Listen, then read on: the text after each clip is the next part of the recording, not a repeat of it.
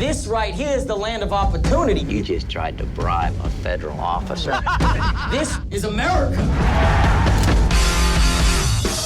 This is my home. Good for you, little man. Me, the little man. The show goes on.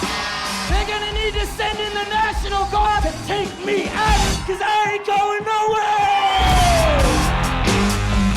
nowhere. Welcome back to Kermode Uncut, where once again we're addressing the issue of whether length matters. You may have seen a couple of conflicting news stories in the press in the last couple of weeks. Firstly, there was a story that Martin Scorsese's Wolf of Wall Street, which was just shy of 3 hours long in cinemas, was going to appear on DVD and or Blu-ray in a 4-hour cut. There've been loads of stories that Martin Scorsese had struggled to get the film down to 3 hours. I think in theatres it was actually 2 hours, 59 minutes and 55 seconds, so technically just shy of 3 hours. But apparently the full 4-hour version was going to be available for home viewing. Almost immediately came another news story saying, hang on, we've checked it out, this isn't true, there isn't going to be a 4-hour version, the director's cut is the version that's in cinemas, that's all you're going to see, that's how the film is meant to be. Now, when I first heard about the 4-hour cut, I just, I thought, really? We want another hour? Actually, I want a 2-hour cut. I want somebody like Harvey Weinstein to go in there with a big stick and say, Martin, 2 hours is long enough.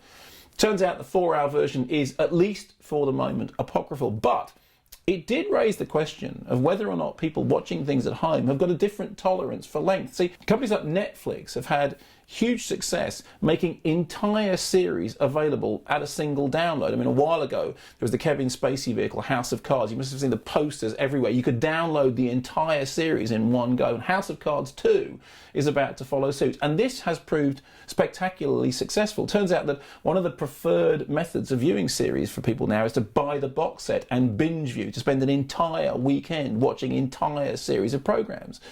And whereas before the idea was always that 1 hour, 2 hours is the most anyone can endure, it turns out 8, 9, 10 hours of viewing is in fact a favoured method for viewing TV series. Well, does this affect the way that you watch a movie at home? I mean, just because you're in your lounge, do you want to see a 4-hour version of Wolf of Wall Street? I mean, it turns out you're not going to, but would you want to anyway?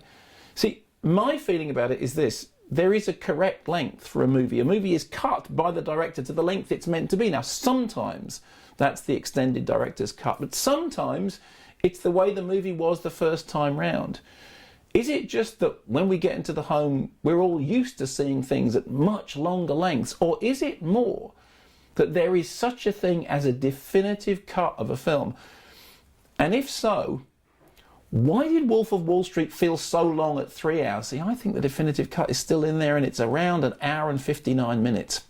And I'm zoning, I think I'm possessed. It's an omen, I keep it 300.